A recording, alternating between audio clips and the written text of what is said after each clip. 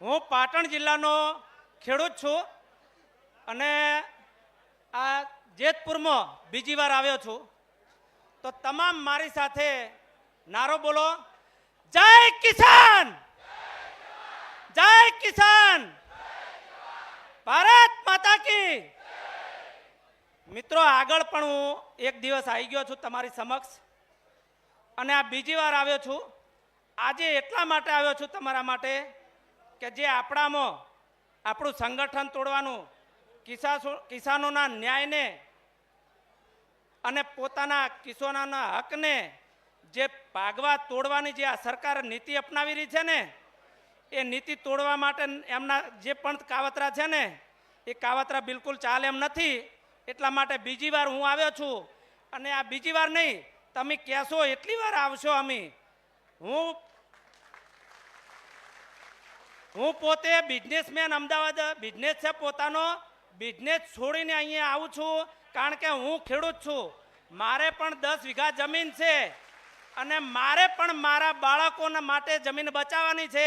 અમારે ત્યાં કોઈ પણ દાખલા આવતા નથી કે કંઈ પણ કંપની છે નહીં, પરંતુ તમારા આખા ગુજરાતના ખેડૂતો માટે અમે આવીએ છીએ. તો મિત્રો,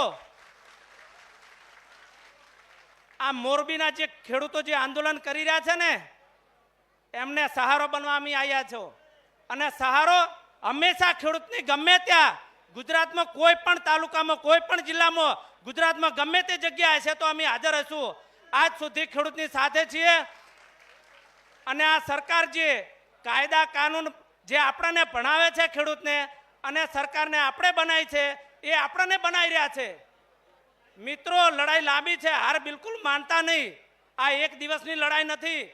મિત્રો, હરિયાણા સરકાર ખેડૂતો, હરિયાણાના સરકારના ખેડૂતો 2.5 વર્ષથી લડાઈ લડી રહ્યા છે.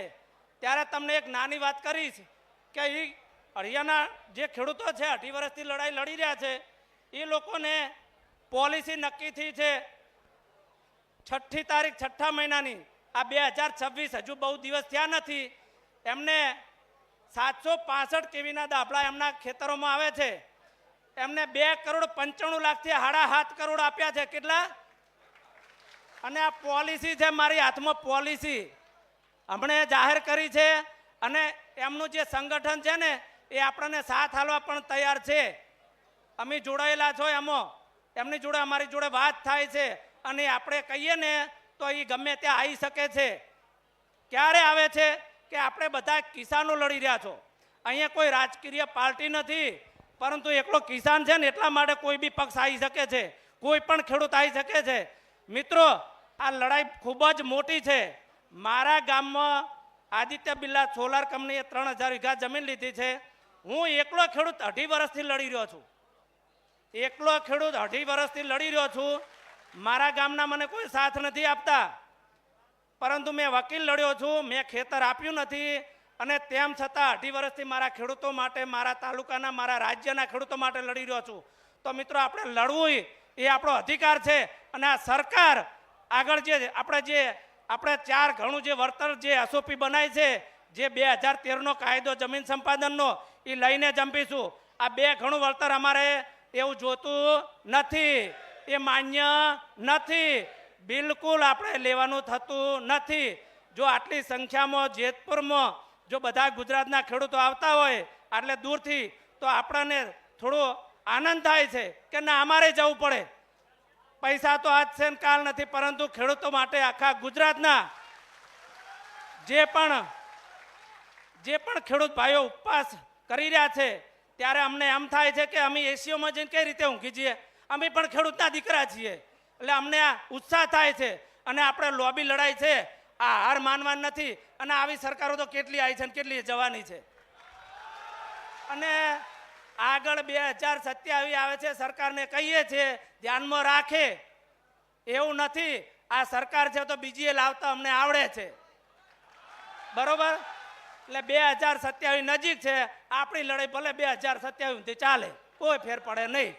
પરંતુ આપણે જે 2013નો કાયદો મનમોહનસિંહ સરકારે જે કરેલો છે, એ કાયદો અને એ પોલિસી નક્કી કરે તો અમારે માન્ય છે, બાકી બિલકુલ માન્ય નથી. આવો ઉપકાર અમારે જોતો નથી. અમે કોઈ ગુલામી વાળા નથી, અમે ખેડૂત છીએ, અમારા પોતાની માલિકીની જમીનનો હક અમે માગીએ છીએ. અમારે કોઈનું કંઈ જોતો નથી રૂપિયો. મારા ખાતામાં 20 લાખ કંપનીએ નાખ્યા છે રૂપિયા એટલા માટે નાખ્યા છે કે 2.5 વર્ષમાં હાઈકોર્ટમાં કેસ ચાલુ છે. એ કેસમાં એ લોકો જીતે, પરંતુ મેં પાછા નાખી દીધા. મારે તારા 20 લાખ રૂપિયા જોતા નથી. ભલે હું નાનો ખેડૂત રહ્યો, પરંતુ રૂપિયાથી વેચાવાળા અમે તો નથી. પૈસા તો આજ છે ને કાલ નહીં. તમે ઉદ્યોગ કરો છો તો મારા ખેડૂતો માટે લડતા પણ મને આવડે છે. એટલે મિત્રો, 3000 વીઘા જમીન જો કંપની હોય અને કોઈ સાથ ના હાલતું હોય તો આપણી મામાં એટલી તો તાકાત છે અને આપણા મા બાપે એટલા તો મોટા કર્યા છે કે આપણે જાતે લડી શકીએ. આટલું તો પોતાના મોવું પડે. ખેડૂત ક્યારે હાર્યો નહીં ને હારવાનું નથી. અને કોઈ પણ હારવાનું કહે ને તો બિલકુલ માનવાનું થતું નથી. મજબૂતાઈથી લડવાનું છે. એટલે તમામ ખેડૂતોને હું કહેવા માંગુ છું કે આ સમય બીજી વાર આવવાનો નહીં, ધ્યાનમાં રાખજો. આ તમામ ભેળા બીજી વાર થવાના નથી. જો અમે આટલાથી આવતા હોય તો તમારા કારણે આવીએ છીએ, અને અમારોય ફાયદો છે ને તમારોય છે ને આવતી પેઢીનોય છે. એટલે આપણે આ લડાઈ મૂકવાની નથી. હું આગલી ફેર આવ્યો ને ત્યારે કામ ચાલુ હતું. હું ગયો તો 765 કેવીનો જે કોરિડોર છે 67 મીટરનો, એમાં કામ ચાલુ. મેં જોયું તો વિપુલભાઈ હતા, એમના ખેતર હું લઈને જો. એટલે વિપુલભાઈને કીધું અંદર કામ કેમ ચાલુ છે? તો કે પ્રકાશભાઈ બંધ નહીં કરતા. મૂકું ટ્રેક્ટર લાવો મેલો રસ્તામાં. ટ્રેક્ટર લાવો મેલો રસ્તામાં. આપણી જમીન હે માલિકીની, આ સરકારની નથી, આ પોલીસની નથી. પોલીસ કાયદા માટે છે, પોલીસથી ડરવાનું નથી. એટલે આપણે કામ રોકાવી આપણા હાથમાં છે. તમામ મોરબીના બધા ખેડૂતો જે જગ્યાએ ચાલુ હોય ત્યાં બધાએ જતું રહેવાનું અને બધાને વચ્ચોવચ્ચ ખડામાં જઈને હોઈ જવાનું. શું ફેર પડે? શું ફેર પડે? આપણે અહીંયા જઈને બેસી જઈએ અને કોરો મોર સાવણી કરી દઈએ અને વચ્ચે ખડો મસ્ત રોમધૂન કરીએ. એટલે આ બધી નીતિ આપણે અપનાવતા તો આવડે છે, પરંતુ પહેલ કરવી પડે મિત્રો. પોલીસ આવે ને તો પોલીસના હે ને પોલીસ સ્ટેશન ભીડ થઈ જવી પડે. અહીંયા 100 જણા લઈ જાય તો અહીંયા 200 બેઠા હોય તોય કામ બંધ હોય. એટલે તમામ ખેડૂતોને એક થવાનું છે અને હંમેશા અમે આવીશું. હજુ આવીશું.